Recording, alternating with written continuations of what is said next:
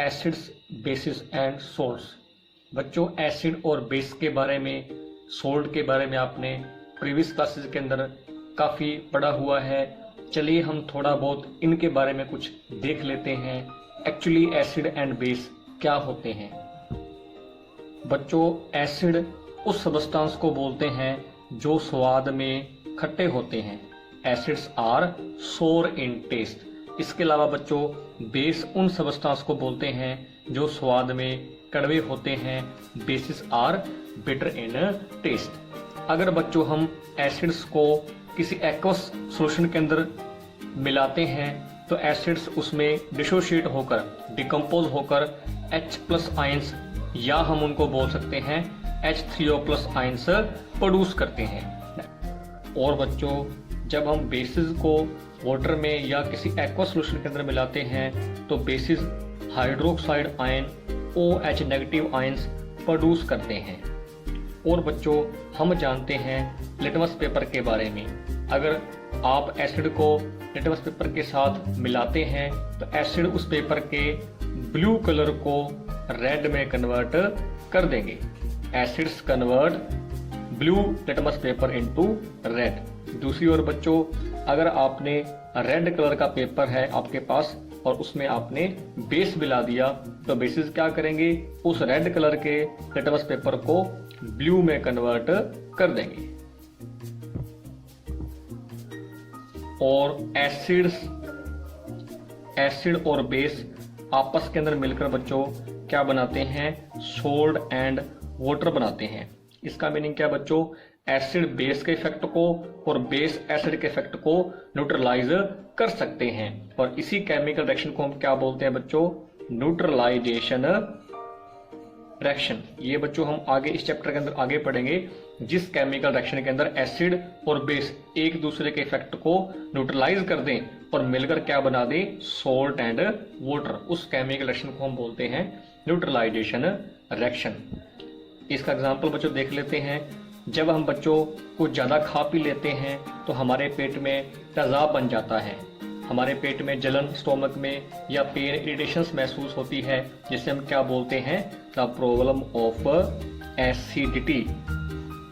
इस समस्या से निजात पाने के लिए बच्चों हम ऐसा कुछ खाते पीते हैं जिसके अंदर क्या हो, बेस हो। क्योंकि बच्चों हम जानते हैं एसिड के इफेक्ट को न्यूट्रलाइज कौन करेगा, बेस करेगा। तो उस एसिडिटी को कम कैसे करेंगे, इसके लिए हम ऐसी मेडिसिन इस्तेमाल करेंगे जिसमें बेस हो। जैसे बच्चों हम इनो का इस्तेमाल करते हैं। इनो एक सोल्ट होता है, बेसिक सोल्ट होता है, जिसको हम पानी के अंदर मिला के लेते हैं। क्योंकि इस इनो के अंदर बच्चों बेसिक कंपाउंड, बेसिक सब्सटेंस मिले होते हैं, वो हमारे पेट की जो एसिडिटी है उसको न्यूट्रलाइज कर देते हैं। इसके अलावा बच्चों हम बेकिंग सोडा का भी इस्तेमाल कर सकते हैं। क्योंकि बेकिंग सोडा जो होता है, जिसका नाम है मीठा सोडा, ये भी नेचर के अंदर बेसिक होता है। ये भी एसिडिटी को न्यूट्रलाइज कर देगा। तो ये बच्चों एग्जांपल है न्यूट्रलाइजेशन रिएक्शन का। इसके बाद बच्चों हम एसिड और बेस के एग्जांपल्स की बात करते हैं। एसिड्स को बच्चों हम दो कैटेगरी के अंदर डिवाइड कर सकते हैं, weak acid and strong acid. Weak को मिल्ड एसिड भी बोलते हैं। जैसे बच्चों सिट्रिक एसिड है, लैक्टिक एसिड है, ऑक्सैलिक एसिड है, फॉर्मिक एसिड है। ये एग्जांपल है वीक एसिड्स के। इसके अलावा स्ट्रॉन्ग एसिड के अंदर बच्चों आएगा hydrochloric acid, sulphuric acid, nitric acid, acetic acid. ये बच्चों कुछ एग्जांपल हैं स्ट्रॉन्ग एसिड्स के। जो खट्टे फल सब्जियां होती हैं बच्चों, उनमें सिट्रिक एसिड होता है। जैसे नींबू है, संतरा है, इनमें सिट्रिक एसिड है। लैक्टिक एसिड होगा, दही में लैक्टिक एसिड होता है। टमाटर में ऑक्सैलिक एसिड है। और मधुमक्खी बच्चों या चिंटी है, उसके डंक में फॉर्मिक एसिड, मैथनोइक एसिड होते हैं। अगर हम बात करें बेसिस के एग्जाम्पल की, तो बेस भी बच्चों वीक भी होते हैं, स्ट्रॉन्ग भी होते हैं। वीक बेस के अंदर एल्यूमिनियम हाइड्रोक्साइड, अमोनियम हाइड्रोक्साइड या कैल्शियम हाइड्रोक्साइड आ जाते हैं। स्ट्रॉन्ग बेसिस के अंदर पोटाशियम एंड सोडियम हाइड्रोक्साइड आते हैं। बच्चों यहाँ पर वीक और स्ट्रॉन्ग का मीनिंग क्या है, वीक, जैसे हम बात करें वीक एसिड की, देखो बच्चों सभी एसिड्स वाटर में डिसोल्व होने के बाद, डिसोशिएट होने के बाद हाइड्रोजन आयन बनाते हैं। अगर हाइड्रोजन आयन वो कम मात्रा के अंदर बनाएं तो हम उस एसिड को क्या बोल देंगे, वीक एसिड। और अगर कोई एसिड वाटर में डिसोल्व होने के बाद, डिसोशिएट होने के बाद ज्यादा मात्रा में हाइड्रोजन आयन बनाते हैं, उस एसिड को हम क्या बोलेंगे, स्ट्रॉन्ग एसिड। सिमिलरली बच्चों अगर हम बेस की बात करें तो वीक बेस वो बेस होते हैं जो एक्वस सॉल्यूशन के अंदर डिसोल्व होकर, डिसोशिएट होकर कम मात्रा में OH नेगेटिव आयंस प्रोड्यूस करते हैं। वहीं दूसरी ओर जो बेस ज्यादा मात्रा में OH नेगेटिव आयंस प्रोड्यूस करेंगे उनको हम बोलेंगे स्ट्रॉन्ग बेस। बच्चों सारे बेस वाटर के अंदर डिसोल्व नहीं होते, कुछ ऐसे बेस होते हैं जो वाटर के अंदर डिसोल्व हो जाते हैं, उन्हीं बेस को हम क्या बोलते हैं, एल्कलीज बोलते हैं। तो एल्कलीज बच्चों एक प्रकार के बेस ही हैं जो वाटर में डिसोल्व हो जाते हैं, जैसे सोडियम हाइड्रोक्साइड, ये बच्चों बेस है और इसको हम एल्कली क्यों बोलते हैं, क्योंकि ऐसा बेस है जो वाटर में डिसोल्व हो जाता है। नेक्स्ट टॉपिक है बच्चों हमारा इंडिकेटर। बच्चों इंडिकेटर वो सबस्टांस होते हैं जो अपने कलर में या स्मेल में चेंज करके हमें ये दर्शा दें कि कोई सबस्टांस एसिड है या कोई सबस्टांस बेस है। उन सबस्टांस को हम क्या बोलते हैं बच्चों, इंडिकेटर्स। ये हमें ये बता देंगे कि ये सबस्टांस एसिड है या फिर ये बेस है। फॉर एग्जांपल बच्चों जैसे मीनिंग, फॉर एग्जांपल हमारे पास 3 टाइप की टेस्ट ट्यूब्स हैं।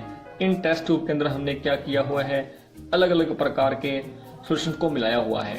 ये A टेस्ट ट्यूब है, B टेस्ट ट्यूब है एंड ये C टेस्ट ट्यूब है। हमें ये नहीं पता किस टेस्ट ट्यूब में एसिड है, किस टेस्ट ट्यूब के अंदर बेस है। तो इसके लिए बच्चों हम इसकी पहचान करने के लिए इसका इस्तेमाल करेंगे इंडिकेटर का।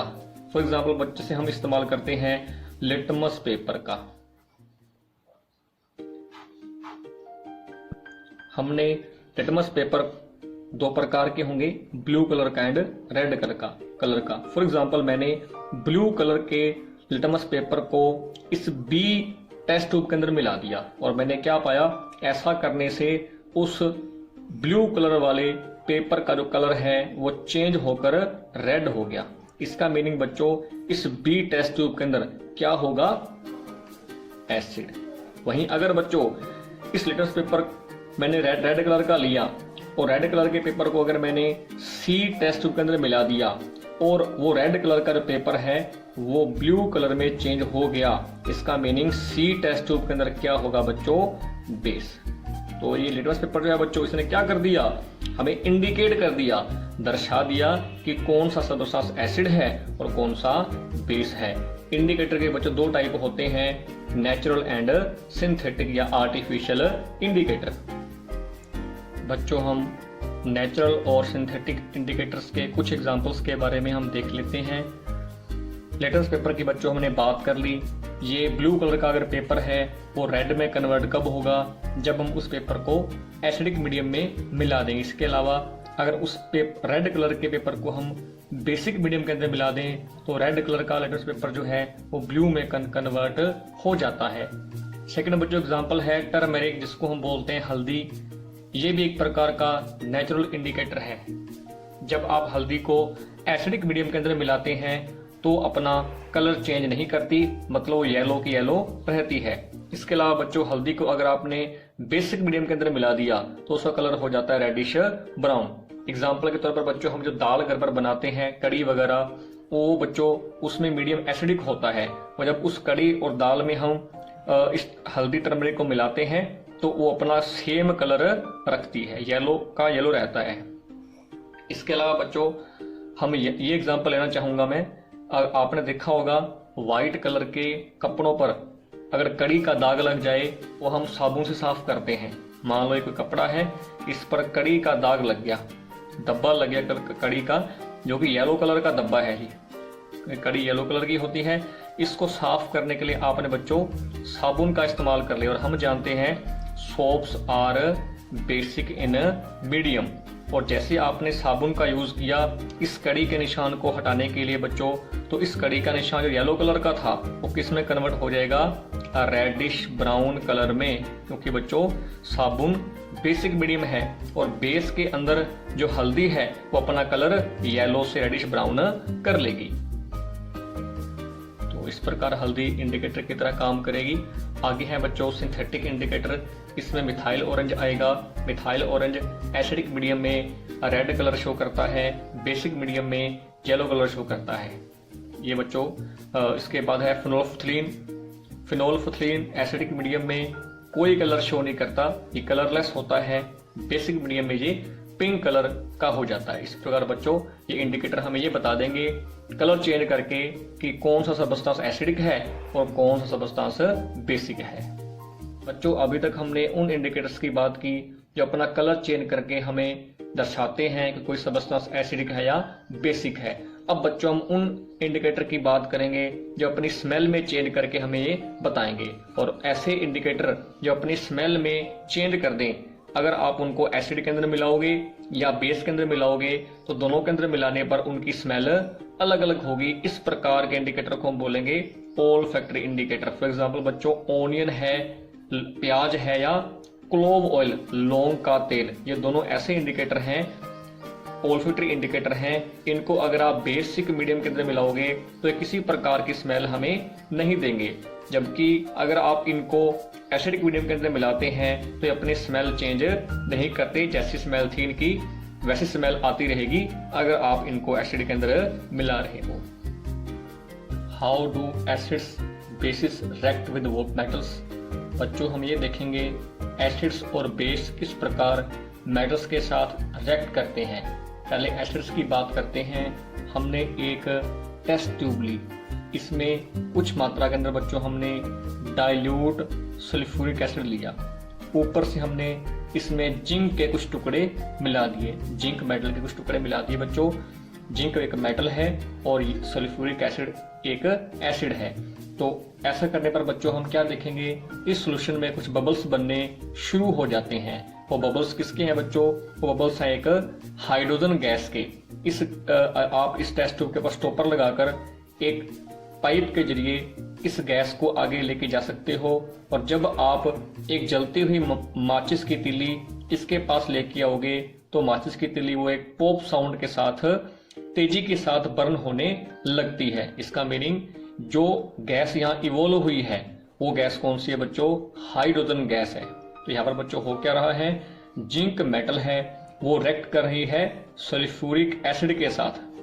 जिंक बच्चों मेटल है, ये यहाँ सल्फ्यूरिक यहाँ पर हम एसिड ले रहे हैं और जब मेटल एसिड के साथ रिएक्ट होता है तो क्या बनेगा, सोल्ट। और ये मेटल क्या करेगी, इस एसिड में से हाइड्रोजन गैस को डिस्प्लेस कर देगी। तो इसका मीनिंग बच्चों, the metals react with acid to produce salt and hydrogen gas. सभी मेटल्स बच्चों इस तरीके से रिएक्ट नहीं करती। वही मेटल्स एसिड से रिएक्शन के बाद हाइड्रोजन गैस इवोल्व करवा पाएगी जो मेटल रिएक्टिविटी सीरीज में हाइड्रोजन से ऊपर लाई करती है। या फिर ऐसे कह सकते हैं, जिन मेटल्स की एक्टिविटी हाइड्रोजन गैस से ज्यादा है वही मेटल्स हाइड्रोजन गैस को इवोल्व करवा पाती हैं। अब बच्चों हम मेटल की बेस से रिएक्शन की बात करते हैं। आपने बच्चों सोडियम हाइड्रोक्साइड जो कि स्ट्रॉन्ग बेस होता है वो लिया। इस सोडियम हाइड्रोक्साइड बेस में आपने जिंक मेटल के कुछ टुकड़े मिला दिए और हम क्या पाएंगे, बेस भी मेटल्स की तरह ही रिएक्ट करती हैं। जब आपने सोडियम हाइड्रोक्साइड बेस के अंदर जिंक मेटल के टुकड़े मिला दिए हम क्या पाएंगे, यहाँ सोल्ट एंड हाइड्रोजन गैस ही बनेगी। सोल्ट बनेगा बच्चों यहाँ पर सोडियम जिंकेट जिसका फॉर्मूला है Na2ZnO2 प्लस में हाइड्रोजन गैस। तो ये NaOH बच्चों यहाँ पर बेस है और जिंक यहाँ पर मेटल है। यहाँ बच्चों हमने पढ़ा किस प्रकार मेटल्स एसिड के साथ और बेस के साथ रिएक्ट करती हैं और हमने क्या पाया, दोनों एसिड और बेस के साथ मेटल्स रिएक्ट होने के बाद क्या बनाती हैं? Salt and hydrogen gas.